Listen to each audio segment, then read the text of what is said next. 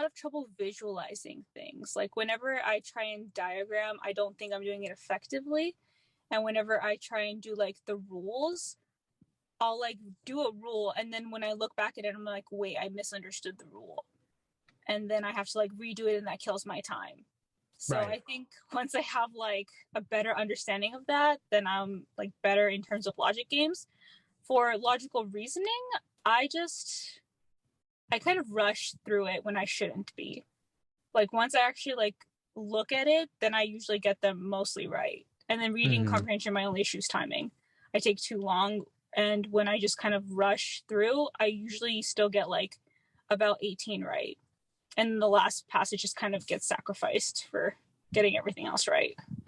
Gotcha. Okay, so it sounds like there's some work to be done in all areas, really, Yeah, like which is my good best is news. reading comp, but I'd rather like focus on the other two more and then pick up on reading comp.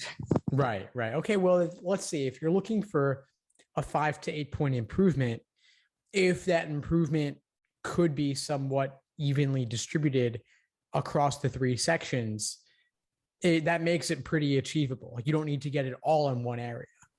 Mm-hmm. Nice. Yeah, And that's you said when your application to me, you said that you're able to study pretty much full time, right? yeah.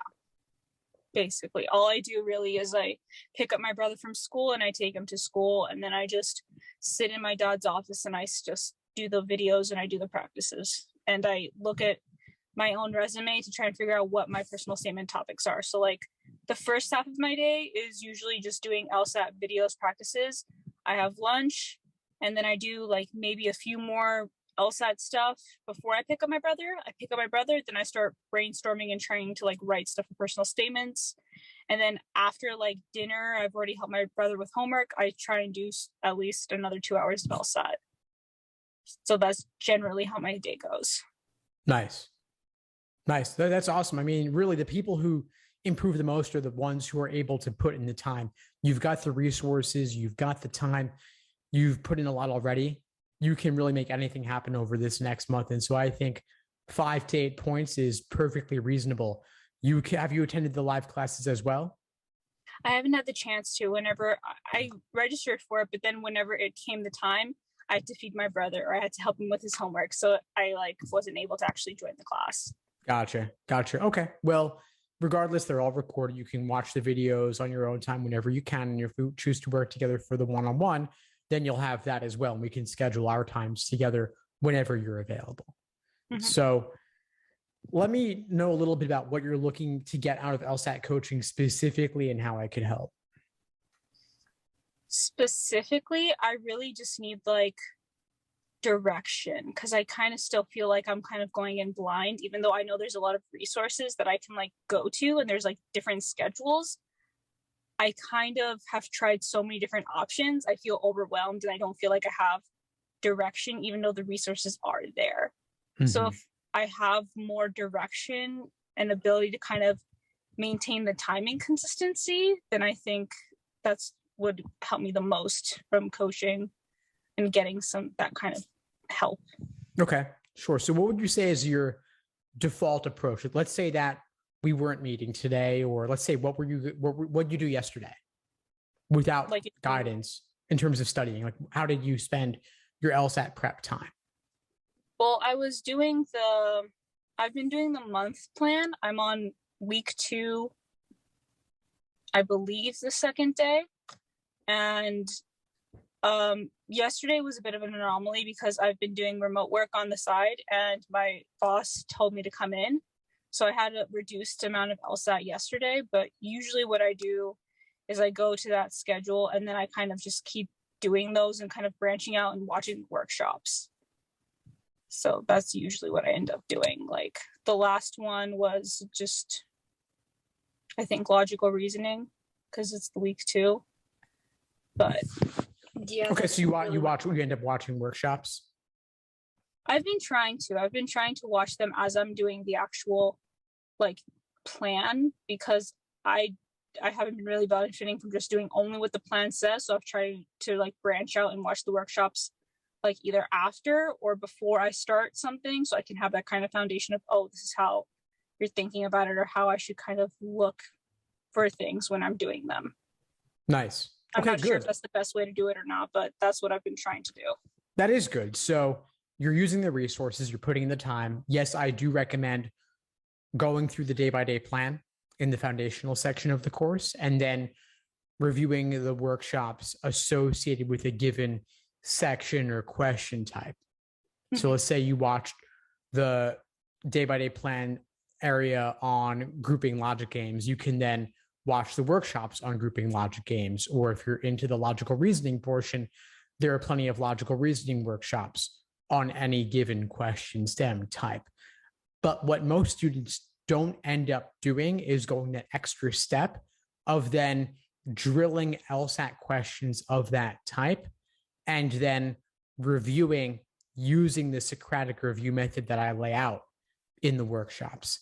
Have you tried doing anything like that? I've done the Socratic method for the logic games a lot. Every time I like do a game, I look back and I look at my questions like, oh, why'd I get this wrong or why'd I get this right? And for a lot of the time, I can figure out why something was wrong, but sometimes I just can't figure out why it was wrong and why I like couldn't connect which was the right answer. But for every single logic game that I've done, I've always gone back and said, oh, wait, why is this right? Or what am I doing wrong that made me get this wrong? And for logical reasoning, I'm still very new in that section, but I have tried to look back and be like, okay, so what's the kind of explanation for this? Or like, what am I missing here? Because before I was doing this, I was doing Khan Academy and they did have explanations and I'd read through those. But I really don't like Khan Academy's setup. So I like how this course is set up, but I'm just trying to think through, okay, what's going on here? What's right? What's wrong? But I'm still very new in terms of logical reasoning, so I don't have that much of a foundation doing that yet.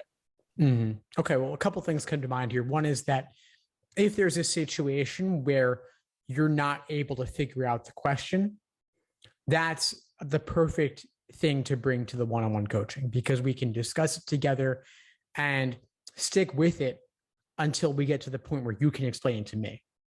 So we don't let go of the question. We don't just move on. We make sure that you understand it. Secondly, you were saying that logical reasoning is certain aspects of it are somewhat new to you, right? Yeah. And your exam's a month away. So we don't want it to feel new. We want it to feel like you know it inside out. So if that's how you're feeling now, it's okay. You're able to study somewhat full time, given few obligations. Mainly, it sounds like it's your brother and a bit of remote work, but otherwise it's the LSAT. So we've got about 1 month between now and test day. There's a lot we can do in that time together, but we definitely don't want it to feel new for too much longer. So I would suggest a big focus on logical reasoning over the next month, reviewing in depth. Any questions that give you trouble that you can't resolve, you bring them to me, we discuss them together. And we help you implement the Socratic review method fully, as I do in the workshops, where you're actually articulating your review process, writing it out, talking it out, analyzing every element of the question in depth, the stimulus, the question stem, and the answer choices. Mm-hmm. Okay. Yeah, I think my biggest issue was I have familiarity with almost all of them. The one that I'm like having issues with is like the parallel reasoning or the sufficient assumptions, because sufficient and necessary was a concept that I was struggling for a very long time with, and I'm still a bit shaky on it, even though it's like a very core element of like LSAT. So I'm a bit concerned about that, but hopefully I'll be able to just understand it in a way where it just sinks, because I have been trying to for a while. Yeah. We want it to sink in fully. And beyond just familiarity, I mean, how about expertise, right? I mean, 5 to 8 points is perfectly reasonable, but we don't want just 5 to 8 points. We want to allow a buffer as well. So let's say you increase at least 10 points over the next month. Then even if you experience that test day drop that some students do, where you score a few points below your average, you'd still be well within the desired increase that you're looking for. So I always like to shoot a bit high. Yeah, that'd be great if I could. The higher it is, the more comfortable I'd be, and the potential of the scholarship, which would be very, very helpful. Exactly. Exactly. That's what a lot of students are looking for. Mm-hmm.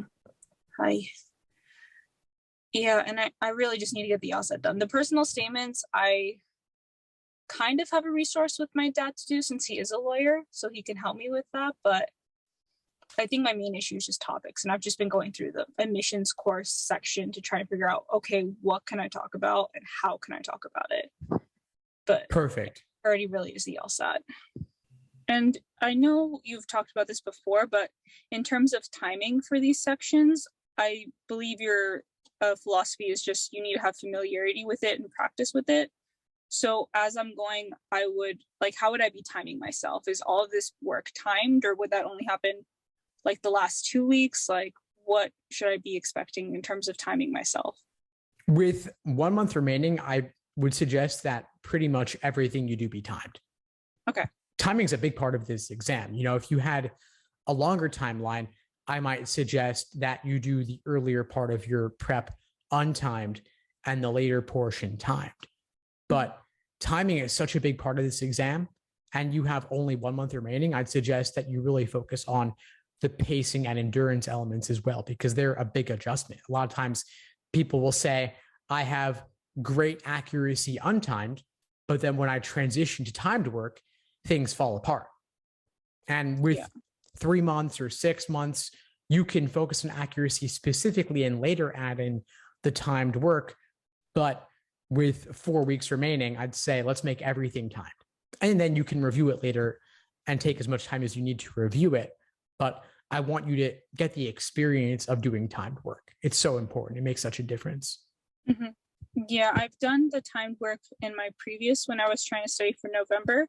What tended to happen to me was I'd either like feel lethargic right off the gate in the first section and then build up at the end, or I would get lethargic at the third section and then pick back up on the fourth. So first and second would be fine. I'd have the break. Third, I'd be down for some reason, and then fourth, I'd be back up. So It's very weird in terms of that, in terms of like my momentum of doing the test sections. Understood. Yeah. I mean, those lulls can happen, but every point matters so much, and you don't know which section is going to be the unscored experimental. So I'd say we want you to be able to maintain a strong pace throughout where you don't lag anywhere. Mm-hmm. So I just wanted to get a sense of like how I should be navigating this course. And I think you already said it, but I want to reiterate. So I should be going by the day, whatever they said, whatever you wrote down, do that, and then use the workshop as a review after, not do it before I do the day. Exactly. So I'd use the foundational section to review the fundamentals, mm-hmm. and then go to the workshops for a deeper dive into the nitty gritty of a particular section or question type. Okay, I just wanted to clarify that because I wasn't sure exactly which way I should be doing. Yeah, I'd start with the foundational and then go to the workshops. When would I expect to do practice tests? Because I know that's like jumping very ahead, but I think that is something that I should be trying to do eventually, especially as it gets closer to the test. When would practice tests fit into it? Yeah, sure. I typically recommend doing in the final month of prep. I suggest doing practice tests on average at least once or twice a week. Since you're studying closer to full-time, I'd suggest probably twice a week, along with detailed review of those practice tests. Mm-hmm. So I should have one like this week, like today and tomorrow, basically, to fit the 2-week thing. Well, no, I wouldn't do them on consecutive days, though. That can lead to burnout. So I would space them out roughly evenly. Okay. And I've heard this option before where you take a test, you don't review it, and you review it the next day. Would you recommend doing that, or would you recommend reviewing it after you do it? It's a good question. I'll ask you, what do you think is more impactful? Same day or the following day, or does it even matter? I think as long as I'd have some sort of space in between, whether that's a few hours or the next day, would be helpful, because by the end of the test, I'm kind of just hazed. So I wouldn't fully benefit in the way that I would like doing it directly after. Exactly. You got it. So yeah, you got it. So there's a lot of different things that people talk about on forums and stuff. And I want to help you stay focused on what really matters. So as you got it, same day, following day, as long as you've got that method of reasoning in your head, you can remember your thought process from when you were doing it, it's all good. Okay. Okay, well, thank you so much for meeting with me and for telling me a bit about it. I'll let you know what I end up deciding and what I can end up doing.